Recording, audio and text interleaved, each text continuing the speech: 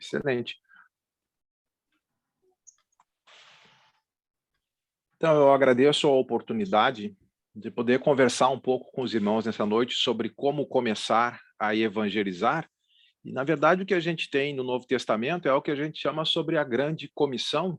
E Jesus, em Mateus capítulo 28, versículos 18 a 20, aproximou-se dos seus discípulos, especificamente os 11 apóstolos, e disse: Foi-me dada toda a autoridade no céu e na terra, portanto vão, façam discípulos de todas as nações, batizando-os em nome do Pai e do Filho e do Espírito Santo, ensinando-os a obedecer tudo o que lhes ordenei, e eu estarei com vocês até o fim dos tempos. E esta ordem que foi direcionada pelo Rei Jesus aos apóstolos pós sua ressurreição, ela foi abraçada pela igreja no primeiro século, e através dos séculos também chegando até a nossa geração, e a responsabilidade, então, de compartilhar o evangelho, ela está conosco.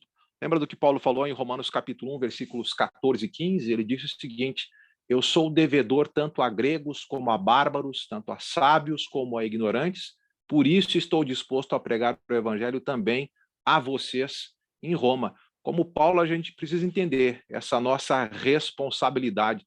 A proclamação do evangelho é uma dívida que a gente tem para com as pessoas que estão perdidas. Agora, uma coisa bem importante para que a gente possa pensar um pouco sobre esse processo de como começar a evangelizar é refletir sobre o impacto do evangelho nas nossas próprias vidas. Na verdade, a gente tem muita facilidade de compartilhar com as pessoas algo que funcionou em primeiro lugar para nós mesmos. Seja um produto que a gente comprou ou um serviço que a gente contratou, se funciona, a gente quer que outras pessoas saibam sobre esses bons serviços ou produtos para que elas também os adquiram. Então, refletir sobre o impacto do evangelho em nossas próprias vidas dá essa motivação para que a gente espalhe a mensagem do evangelho. E vamos pensar sobre o evangelho no passado, quando ele chegou em nossas vidas. A condição em que nós estávamos mortos, escravizados e também condenados. Efésios capítulo 2, versículos 1 a 3, Paulo disse o seguinte: vocês estavam mortos em suas transgressões e pecados, nos quais costumavam viver quando seguiam a presente ordem desse mundo, o príncipe do poder do ar, o espírito que agora atua nos filhos da desobediência. Anteriormente, todos nós também vivíamos entre eles, satisfazendo a vontade da nossa carne, seguindo os seus desejos e pensamentos, e como os outros, éramos, por natureza, merecedores de ira. Então, o apóstolo Paulo destaca na carta aos Efésios, no capítulo 2, versículo 1, que nós estávamos mortos nos nossos delitos e nos nossos pecados.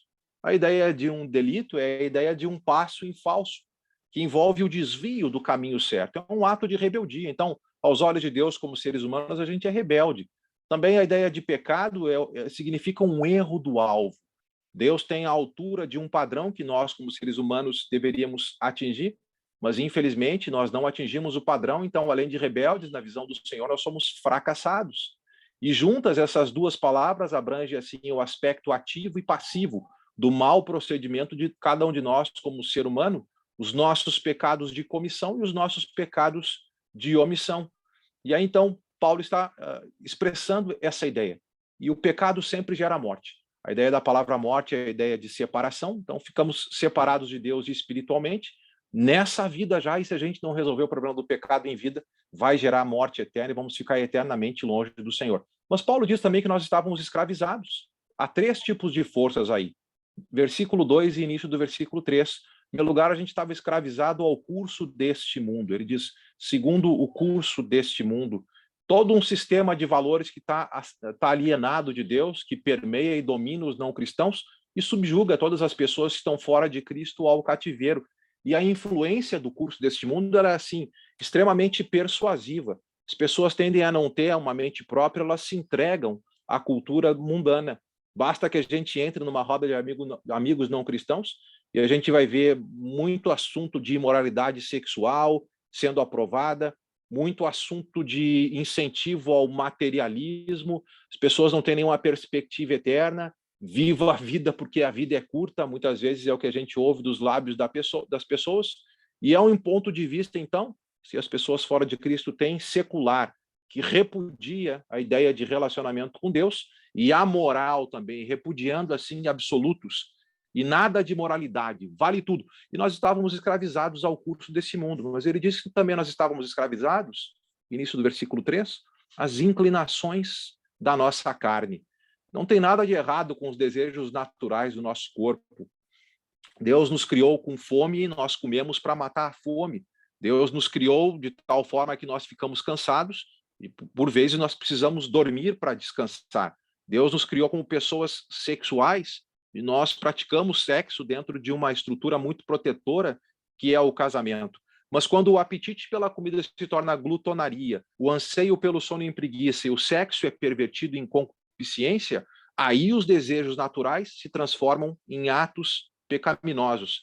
E essas inclinações da carne, então, na qual nós estávamos escravizados, inclui os desejos errados da nossa mente, não somente do nosso corpo, pecados como soberba intelectual, falsa ambição, rejeição da verdade conhecida, pensamentos maliciosos, vingativos, autoconfiança, orgulho.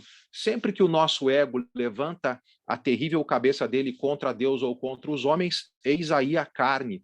E por mais respeitável que seja a aparência externa que a gente está querendo demonstrar para os outros, ou o disfarce em público, o nosso egocentrismo é uma escravidão terrível, e o Paulo está dizendo que essa era a nossa condição, escravizados então ao curso desse mundo e às inclinações da nossa carne. E por trás disso tudo, o príncipe da potestade do ar, que agora atua nos filhos da desobediência, que é o diabo, o Satanás, que utilizava essas duas coisas para nos manter no cativeiro das trevas. Mas Paulo diz ainda mais uma coisa, final do versículo 3, que nós estávamos condenados, éramos por natureza filhos da ira. Mais uma notícia desagradável. Nós tínhamos relação não com Deus, nós tínhamos relação com a ira de Deus. E a ira de Deus não é como a do homem. Não é que Deus esteja de mau humor, não é que Deus tenha despeito, malícia, animosidade. A ira de Deus nunca ela é intempestiva, mas ela é pessoal e bastante previsível. É a hostilidade moral, reta e constante de Deus contra uma coisa específica, que é o pecado. É a recusa firme de Deus em ceder o mínimo que seja para o mal. Até Romanos 1,18, vocês lembram? Diz que a ira de Deus se revela do céu contra toda impiedade e injustiça dos homens que abafam a verdade para abraçar a injustiça do pecado. E todos nós pecamos, então, e merecemos a morte e a condenação. E o que Paulo faz é pintar um quadro terrível da humanidade, mas Deus tomou providências através do evangelho para mudar essa condição. E aí a gente tem uma condição adversativa ali em Efésios capítulo 2, versículo 4, que diz, mas Deus. O quadro é terrível, 2, 1 a 3, mas Deus tomou providências no seu amor.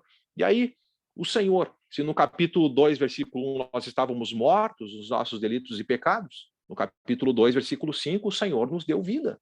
Se nós estávamos escravizados ao príncipe da potestade do ar, ao curso desse mundo e às inclinações da nossa carne, o Senhor nos libertou e nos colocou numa posição de extrema honra, assentados nos lugares celestiais e libertos do império das trevas. Se nós merecíamos ira de Deus, porque nós estávamos condenados devido aos nossos pecados, Deus, sendo rico em misericórdia, por causa do grande amor com que nos amou, deu-nos vida em ligação com Cristo, em ligação com a cruz de Cristo. Então, Deus mudou a nossa condição completamente. E isso nos alegra. Se a gente fizer uma comparação nesse contexto todo entre os eventos que aconteceram com Cristo e os eventos que acontecem conosco, por agora estarmos ligados a Cristo, os nossos corações se enchem de gratidão e dá mais pura motivação para que a gente conte para outras pessoas que estão naquela condição e que, como nós, podem ser libertas. Em Efésios 1, 20 a 23, Paulo começa uma oração no 1,18, pedindo que os olhos espirituais da fé sejam abertos para a gente enxergar algumas coisas. E uma das coisas que ele queria que nós enxergássemos era a suprema grandeza do poder de Deus. E essa suprema grandeza de Deus, do poder de Deus, nós podemos conhecê-la porque ele efetivou na história como? Tirando o Cristo da morte e exaltando o Cristo à posição mais alta de extrema autoridade, muito acima de qualquer principado e potestade, colocou os inimigos todos debaixo dos pés de Cristo, colocou Cristo como cabeça do universo e, de maneira especial, como cabeça da igreja. Pois bem, Efésios 2, 1 a 6, por causa da cruz de Cristo, por causa do evangelho que chegou em nossas vidas, nós também estávamos mortos, mas ele nos ressuscitou com Cristo. E nós estávamos numa situação de escravidão, mas agora ele nos exaltou para reinar com Cristo. Efésios 2, 6, como súditos de Cristo. Nossa condição não é mais de império de trevas, mas como diz Colossenses capítulo 2, versículo 13, Colossenses 1:13, perdão, ele nos libertou desse império, nos transportou para o reino do Filho do seu amor, de tal forma que agora a gente até reina com Cristo em nossas vidas, espiritualmente falando. Agora, uma coisa importante a ser notada, quando Deus tirou Cristo da morte, ele evidenciou a suprema grandeza do poder dele. Suprema grandeza do poder de Deus demonstrado em Cristo ao tirá-lo da morte e exaltá-lo à mais alta posição. Conosco, Efésios capítulo 2, versículo 7, quando Deus nos tira da morte espiritual e nos coloca nos lugares celestiais para reinar com Cristo, como súditos do rei, ele mostra a suprema riqueza da sua graça. Porque nós não merecemos salvação. Nós não merecemos relacionamento com Deus. Nós merecemos ira de Deus, mas Deus, no seu amor, pelo Evangelho, inverteu completamente essa condição. Até quando nós pensamos sobre a eternidade, o céu vai estar cheio não dos nossos méritos, mas o céu vai estar cheio dos méritos de Deus. Apocalipse capítulo 7, versículo 10, versículos 14 e 15, que a gente tem um vislumbre do céu, né? Lá no versículo 9 de Apocalipse 7, tem uma multidão diante do trono, de toda a tribo, língua, raça e nação, e eles clamam em alta voz diante do trono: a salvação pertence a quem? Ao nosso Deus. Ele se assenta no trono, e também a salvação pertence ao Cordeiro. Até um dos anciãos, no contexto, pergunta para João, que está participando da cena, como aquele que vislumbra: você sabe quem são esses aí? Ele disse: Senhor, eu não sei, tu sabes. E aí o ancião responde: estes são os que vieram da grande tribulação, tinham morrido por causa do evangelho lá, das perseguições de Domiciano, e lavaram as suas vestes, e as branquearam no sangue do Cordeiro. E é por isso, por causa do sangue do Cordeiro, é que eles estão diante do trono de Deus, e os servem de dia e de noite em seu santuário. E aquele que está sentado no trono estenderá sobre eles o seu tabernáculo. Sabe? Quando nós pensamos sobre a ideia do evangelho, deve nos encher de gratidão, porque realmente o que o Senhor fez nas nossas vidas é incrível.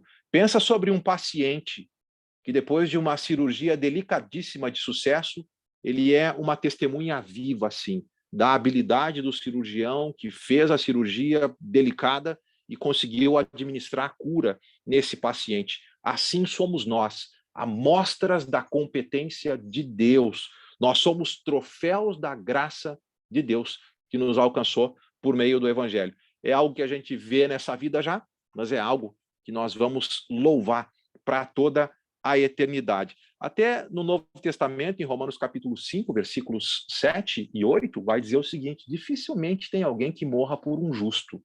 Pelo homem bom vai lá, talvez alguém tenha a coragem de morrer. Mas Deus demonstra seu amor por nós. Cristo morreu em nosso favor, quando ainda éramos pecadores. Um pregador, certa vez, contou a seguinte história: um pai foi pescar com um filho e um amigo do filho. O pai e o filho eram cristãos, mas o amigo do filho ainda não era cristão. E, de repente, em alto mar, se levantou uma grande tempestade, o barco começou a balançar e o filho e o amigo do filho caíram naquele mar revolto. O pai olhou desesperadamente naquele barco para ver se tinha boias para salvar os dois. O filho que já era cristão e o amigo do filho que ainda não era cristão. Mas ele notou que existia somente uma boia. Ele pensou rapidamente: o meu filho já está em Cristo e salvo, mas o amigo do meu filho ainda não. E num ato de amor sacrificial, ele fecha os olhos para o filho dele e joga a boia para o amigo do filho. O filho submergiu e morreu. E o amigo do filho foi salvo. Dois jovens que estavam no culto ouvindo essa história vieram conversar com o pregador no final do culto e disseram: linda história, mas impossível de acontecer. O pregador respondeu para os dois jovens: eu sou o rapaz salvo por aquele pai naquele dia. Talvez seja difícil de até mesmo a gente acreditar nessa história, mas sabe, tem uma história muito mais real, a história do Evangelho. E essa nós podemos crer completamente. Deus tornou pecado por nós aquele que não tinha pecado, para que nele nos tornássemos justiça de Deus. E ele mesmo, Jesus, desceu aqui, no corpo dele levou os nossos pecados sobre o madeiro, a fim de que morrêssemos para os pecados e vivêssemos agora para a justiça. Foi pelas feridas de Cristo que nós fomos curados. Deus sacrificou o Filho dele para que nós tivéssemos vida. E agora nós entramos em aliança com o Senhor mediante as águas do batismo. E desde o momento em que a gente foi para as águas do batismo, começou um longo e processo contínuo de transformação, como diz Filipenses 1:6, aquele que começou uma obra em nós, lá no batismo. Ele tem a meta de completar essa obra até o dia de Cristo Jesus, pelo seu poder que opera em nós, como diz Efésios capítulo 3, versículo 20. E assim, olhando para o dia de Cristo, reflita sobre o impacto do evangelho na sua vida, não olhando para o passado agora, mas olhe para o futuro. Tito capítulo 2, versículo 13, está aí na tela, diz o seguinte: enquanto aguardamos a bendita esperança, a gloriosa manifestação de nosso grande Deus e Salvador Jesus Cristo. A graça de Deus está nos conduzindo para a glória eterna. Um dia Jesus vai se manifestar em glória para salvar o seu povo fiel. E a salvação que se iniciou no passado, ela vai ser completada no grande dia do Senhor. Filipenses 3, 20 e 21, nossa pátria está nos céus, e é de lá que nós aguardamos o Senhor, o Salvador Jesus Cristo. E Filipenses 3, 21, ele vai transformar esse corpo que nós temos, um corpo miserável, dado à corrupção e morte, para ser igual ao corpo que ele tem na glória dele, para que a gente possa passar a eternidade com o Senhor. Então, no presente, nós somos iluminados e constrangidos pelo amor daquela janela da luz do Calvário, lá da cruz de Cristo que ilumina nossas vidas agora. E no futuro tem uma outra janela aberta, uma luz que vem da eternidade, nos motivando e incentivando para que no presente, então, a gente permita-se ser moldado por esse evangelho. Permita-se ser transformado também por esse evangelho. Tito 2,12 diz o seguinte: ela, a graça, nos ensina a renunciar à impiedade e às paixões mundanas e a vivermos, então, no presente século de maneira sensata, justa e piedosa. A ideia de renunciar à impiedade, a ideia de impiedade é falta de reverência por Deus, é uma vida centrada em si. E a graça já nos ensinou a abandonar esse tipo de vida e também as paixões mundanas, que significa aquele desejo ardente pelo que é pecaminoso. E nós vivemos agora de maneira sensata, e é um incentivo. Viver de maneira sensata significa ter autocontrole, domínio de si, a capacidade de se comportar de maneira santa, que é entregue, então, pela graça do Senhor, de maneira justa, um comportamento apropriado diante dos outros, andar de maneira reta e também piedosa. Agora nós temos Deus como sendo a nossa vida e a graça se destina a nos fazer homens e mulheres assim. Porque é se e tão somente se nós somos transformados, é que a gente vai poder, então, ser utilizado agora sim como instrumento na evangelização. Porque nossas ações, antes das nossas palavras, como começar a evangelizar, né? Nossas ações, antes de nossas palavras, devem já propagar o evangelho. Olha Tito capítulo 2, versículos 2 a 10, naquele contexto, o Paulo está dizendo para o Tito, que é o evangelista, para ensinar os diversos grupos da igreja o tipo de procedimento que as pessoas devem ter. E aí, então, por exemplo, ele fala para as mulheres, Tito capítulo 2, versículo 4 e 5, falando sobre as mulheres mais jovens, elas devem amar o marido e os filhos, serem sensatas, honestas, boas donas de casa, sujeitas ao marido, para que a palavra de Deus não seja difamada. Então, a gente quer evitar que a palavra de Deus seja difamada e a gente quer ter um bom procedimento. Depois, o próprio pregador, Tito, capítulo 2, 7 e 8, torna-te pessoalmente padrão de boas obras. No ensino, mostra integridade e reverência, linguagem sadia e irrepreensível, para que o adversário seja envergonhado, não tendo nenhuma indignidade que dizer contra nós ou a nosso respeito.